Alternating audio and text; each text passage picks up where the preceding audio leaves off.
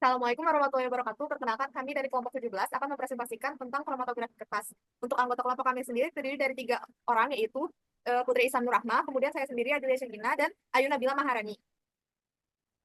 Kemudian berikut adalah sistematika uraian PowerPoint kami. Yang pertama ada sejarah kromatografi kertas, kemudian ada kromatografi kertas, prinsip kromatografi kertas, jenis kromatografi kertas, dan manfaat kromatografi kertas, serta ada video pembelajarannya. Yang pertama yaitu sejarah kromatografi kertas. Sejarah kromatografi kertas ini dimulai tahun 1903 ketika Mikhail Sweet, seorang ilmuwan kelahiran Italia, berhasil memisahkan pigmen tanaman menggunakan pita kain atau kertas.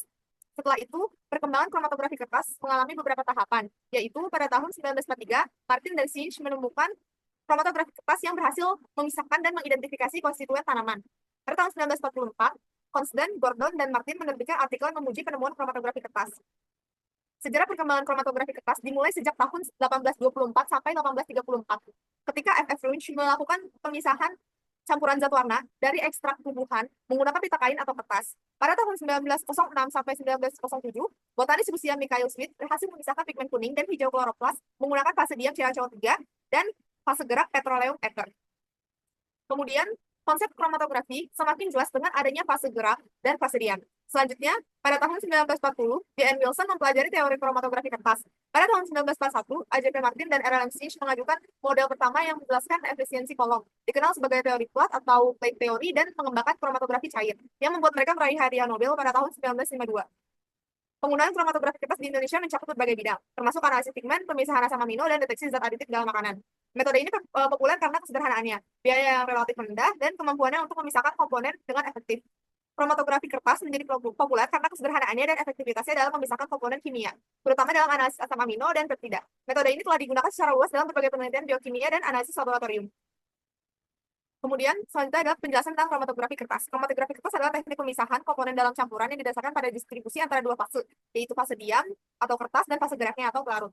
Metode ini pertama kali diperkenalkan oleh Archer J.P. Martin dan Richard L.M. Sinch pada tahun 1943, yang kemudian berhasil memisahkan asam amino menggunakan teknik kromatografi kertas. Di Indonesia, kromatografi kertas telah banyak digunakan dalam berbagai penelitian ilmiah. Berikut adalah gambar dari kromatografi kertas. Dapat dilihat di sini ada solvent fromnya, di sini ada solvent chambernya, kemudian ada papernya ini, dan juga di sini ada starting line. Ini adalah kromatogramnya. Kemudian prinsip dari kromatografi kertas, yaitu untuk identifikasi tinta adalah adsorpsi dan kepolaran.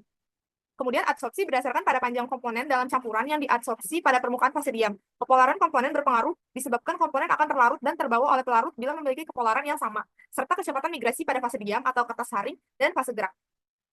Kemudian selanjutnya ada jenis kromatografi kertas.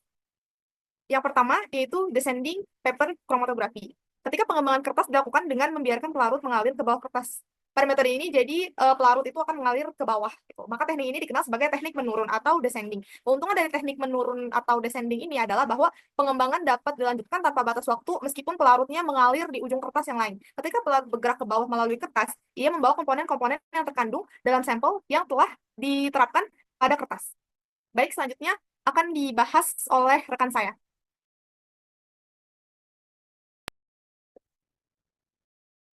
Next, selanjutnya ada pengertian dari jenis kromatografi kertas yang descending. Kromatografi kertas jenis ini digunakan untuk memisahkan komponen yang memiliki kelarutan lebih baik dalam pelarut yang digunakan, dan sering digunakan untuk sampel dengan konsentrasi yang lebih rendah atau ketika dibutuhkan pemisahan yang lebih tajam antara komponen-komponen yang berbeda. Next. Berikut adalah gambar dari descending kromatografi. Selanjutnya ada ascending paper chromatography. Ketika pengembangan kertas dilakukan dengan membiarkan pelarut mengalir ke atas kertas, maka teknik ini dikenal sebagai teknik naik atau ascending. Pada metode ini, kertas digunakan sebagai fase diam, dan pelarut bergerak menuju atas kertas karena gaya kapiler. Proses ini dilakukan dengan meletakkan bagian bawah kertas yang telah diberi sampel ke dalam pelarut, sehingga pelarut akan meresap ke atas kertas, mengangkut komponen yang terkandung dalam sampel. Dalam teknik ini, bagian kertas yang terendam dalam pelarut diposisikan lebih rendah daripada bagian atasnya, dan pelarut terus bergerak ke atas membawa komponen yang berbeda ke posisi yang lebih tinggi berdasarkan perbedaan kecepatan pergerakan komponen dalam fase gerak atau pelarut. Metode ini sering digunakan untuk memisahkan komponen dalam sampel yang larut dalam pelarut tertentu, misalnya pemisahan asam amino atau pigmen warna yang larut dalam air atau pelarut organik. Berikut gambar dari ascending chromatography. Selanjutnya yang ketiga ada ascending-descending paper chromatography. Chromatography ini merupakan gabungan dari dua teknik.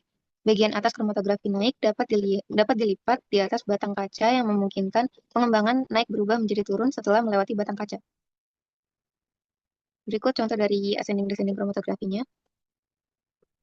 Selanjutnya yang keempat ada two-dimensional paper chromatography.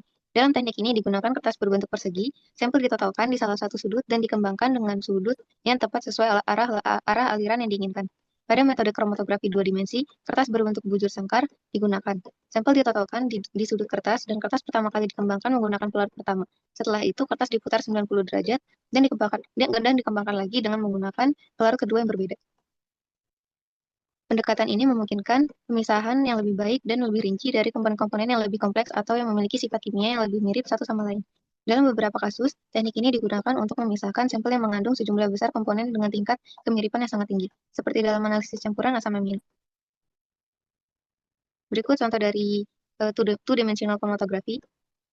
Next. Selanjutnya di sini yang kelima ada radial or circular paper chromatography. Pada kromatografi radial digunakan kertas saring berbentuk lingkaran dan sampel ditotalkan di pusat kertas. Setelah noda mengering, kertas saring diletakkan horizontal di atas cawan Petri yang berisi pelarut, sehingga sumbu kertas tercelup ke dalam pelarut. Pelarut mengalir naik melalui sumbu dan komponen terpisah dalam bentuk zona-zona melingkar. Pelarut kemudian bergerak ke arah luar secara radial, mengangkut komponen-komponen dari sampel menuju tepi kertas. Hasil pemisahan komponen sampel dapat dilihat dalam bentuk pola melingkar pada kertas, dengan masing-masing komponen yang terpisah berdasarkan perbedaan kecepatan pergerakan mereka dalam fase gerak atau pelarut. Teknik ini digunakan untuk analisis yang lebih kompleks dan dapat memberikan pemisahan yang lebih efektif, terutama jika komponen sampel yang memiliki kelarutan yang sangat berbeda. Berikut contoh dari radial paper chromatography. Selanjutnya akan dijelaskan oleh rekan saya. Oke, manfaat kromatografi kertas. Yang pertama, analisis pewarna sintesis dalam makanan. Kromatografi kertas digunakan untuk mendeteksi keberadaan pewarna sintesis berbahaya, seperti rodamin B, dalam produk makanan tradisional seperti cendol. Metode ini membantu memastikan keamanan pangan bagi konsumen.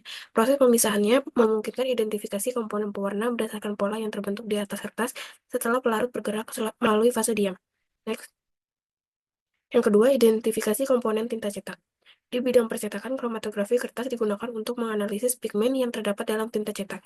Pemisahan ini penting untuk memahami sifat yang karakteristik tinta seperti daya lekat, kecepatan kering, dan daya tahan terhadap faktor lingkungan. Penelitian ini berguna untuk meningkatkan kualitas produk cetakan dan memastikan kesesuaian tinta dengan kebutuhan industri. Yang ketiga, pemisahan komponen pigmen zat warna. Dalam studi botani atau kimia lingkungan, kromatografi kertas sering digunakan untuk memisahkan pigmen dari ekstrak tumbuhan. Pigmen seperti klorofil, karotenoid, dan antosianin dapat dipisahkan menggunakan metode kromatografi kertas. Penelitian ini sangat penting dalam studi fotosintesis, metabolisme tanaman, dan aplikasi industri, seperti pengembangan warna alami. Yang keempat, analisis asam amino. Kromatografi kertas juga digunakan dalam penelitian biokimia, terutama untuk memisahkan dan mengidentifikasi asam amino. Dalam metode ini, campuran asam amino diaplikasikan pada kertas kromatografi, kemudian dilarutkan oleh pelarut organik.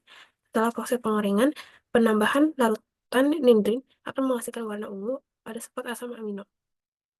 Yang kelima, analisis hidrokinon dalam kosmetik. Hidrokinon adalah zat pemutih kulit yang penggunaannya dibatasi karena dapat menyebabkan efek samping berbahaya seperti iritasi kulit atau kerusakan jaringan. Dalam penelitian yang diterbitkan oleh Jurnal Farmasi Indonesia, kromatografi kertas digunakan untuk menganalisis produk kosmetik yang dicurigai mengandung hidrokinon. Metode ini membantu memisahkan hidrokinon dari komponen lainnya sehingga dapat diukur secara kuantitatif. Nah, selanjutnya ini ada nilai RAF value retardation factor. Nilai RF retention factor diidentifikasikan sebagai perbandingan jarak yang ditempuh oleh senyawa pada permukaan fase diam dibagi dengan jarak yang ditempuh oleh pelarut sebagai fase gerak. Nilai maksimum RF adalah 1, dan nilai minimum RF adalah 0, dan ini dramatis jika noda tertahan pada posisi titik awal di permukaan fase diam. Nilai RF berbeda-beda tergantung sifat eluen yang digunakan dan senyawa yang dipisahkan. Senyawa yang dipisahkan akan terpisah berdasarkan distribusi senyawa terhadap fase diam atau fase geraknya. Nilai RF dapat dijadikan bukti dalam mengidentifikasikan senyawa. Bila identifikasi nilai RF memiliki nilai yang sama, maka senyawa tersebut dapat dikatakan memiliki karakteristik yang sama atau mirip. Nilai RF telah memenuhi ketentuan nilai RF yang baik, yaitu antara 0,2 sampai 0,8. Selanjutnya ada faktor yang mempengaruhi harga nilai RF value.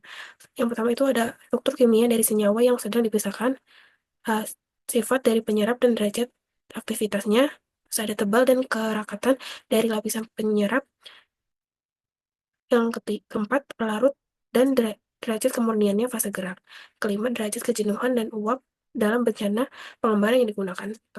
Keenam, jumlah cuplikan yang digunakan yang berlebihan memberikan hasil penyebaran noda-noda dengan kemungkinan terbentuknya ekor dan efek tak keseimbangannya lainnya. Ketujuh, pemisahan sebaiknya dikerjakan pada suhu tetap untuk mencegah perubahan-perubahan dalam komposisi pelarut yang disebabkan oleh penguapan atau perubahan-perubahan fase. Yang terakhir, keseimbangan dalam lapisan tipis lebih penting dalam kromatografi kertas hingga perlu mengusahakan atmosfer dalam bencana jenuh dengan uap pelarut. Ini berikut video pembelajarannya.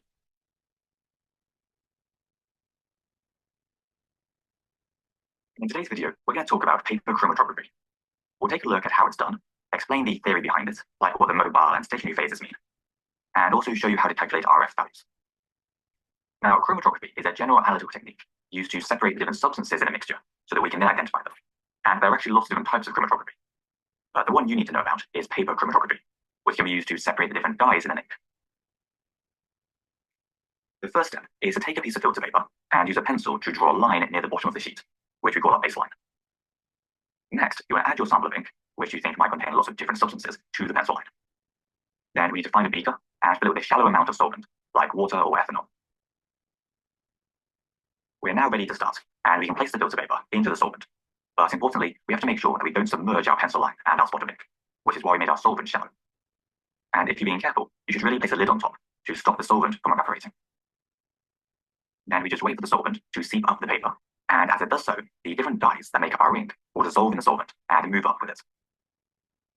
What makes this interesting, though, is that each of the different dyes will travel up the paper at different rates, and so they'll end up separating out, which tells us that each one must be a different substance. So we basically separated out the different substances. However, if any of our chemicals aren't soluble in that solvent, then they won't be able to dissolve and move up the paper, so they'll just stay on the baseline.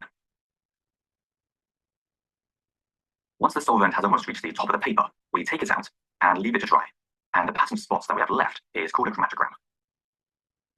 Now, to explain why the different chemicals move up the filter paper at different rates, you need to use a couple of weird terms: the mobile phase and the stationary phase. What makes these things odd is you don't want to think of these phases as periods of time, but rather as types of substances. The mobile phase is a substance that the molecules can move in. It's always a liquid or a gas, and in our paper chromatography, it would be the solvent that we used. Meanwhile, the stationary phase is a substance or material that the molecules can't move in. So usually a solid, or sometimes a really thick liquid. But for us here, it would be our paper. During the chromatography experiment, the different chemicals in our sample of ink will constantly change between the mobile and stationary phases, dissolving in the solvent, moving a little bit, and then binding to the paper, over and over again. And so overall, how much time they spend into these two phases is going to determine how fast they move up the paper, with the chemicals that are more soluble in the solvent spending more time in the mobile phase and therefore moving faster, and those that are less soluble or are more attracted to the paper spending more time in the stationary phase and so moving more slowly. So if you think about it, how far each of the chemicals travels is dependent on the properties of that substance. And if we did the same experiment again, our chromatogram would look the same. This means that if we measure how far each substance moves, we can compare those values to a databook and identify which type of chemical it must have been. How far each of the chemicals moves, though, is also going to depend on how long we leave the experiment. So instead of comparing the actual distance, we instead calculate a ratio called the RF value, which is equal to the distance traveled by the substance divided by the distance traveled by the solvent. So if this pink substance had traveled 6 centimeters from the baseline, and the solvent had traveled 10 centimeters, then our RF value would be 6 divided by 10, so 0.6. Appreciate with chromatography is that when we do chromatography with a pure substance, so a substance with only one type of chemical in it, then it won't separate out at all. We'll just get a single spot on our chromatogram, for which we can calculate a specific RF value. However, if we did the experiment again with the same substance but a different solvent or a different type of paper, then the chromatogram might look different. And our RF value would be different too, because we've changed the mobile or stationary phase. So when a chemist looks up an RF value in a databook, they'd have to take into account which solvent the experiment was done in and what type of paper was used. Anyway, that's all for today. So hope you enjoyed this video. If you did, then please Berikut daftar pustakanya. Terima kasih.